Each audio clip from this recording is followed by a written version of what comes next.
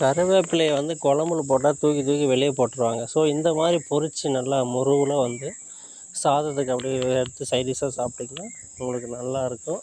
அந்த எண்ணெயிலே வந்து பார்த்திங்கன்னா அந்த கருவேப்பிலையோட எசன்ஸ் அப்படியே மிக்ஸ் ஆகிடும்.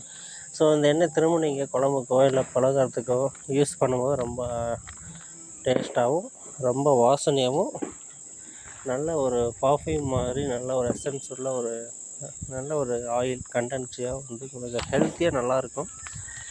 ஸோ இந்த மாதிரி வந்து கருவேப்பிலையை வந்து வேஸ்ட் பண்ணாமல் இந்த மாதிரி பொரிச்சிட்டிங்கன்னா நீங்கள் பவுட்ரு பண்ணி சாப்பிட்டுக்கலாம், இல்லை அப்படியே எடுத்து சாப்பிட்டுக்கலாம், இல்லை ஸ்நாக்ஸில் மிக்சரில் கலந்து சாப்பிட்டுக்கலாம், இல்லை ரைஸில் கலந்து கூட பிசைஞ்சு சாப்பிட்டுக்கலாம்.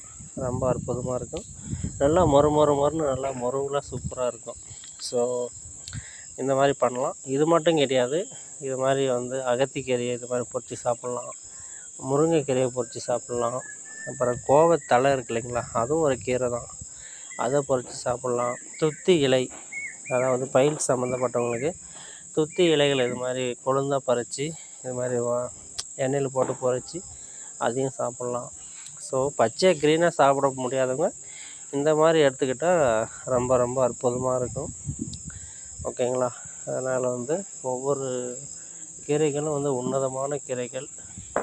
அதை வந்து எண்ணெயில் பொரிக்கும் போது எண்ணெயோட எண்ணெய் இதில் இருக்கிற சத்து அதுலேயும் எண்ணெயிலே ஆட் ஆகிடும். ஸோ திரும்ப நீங்கள் யூஸ் பண்ணும்போதும் அதனுடைய சத்து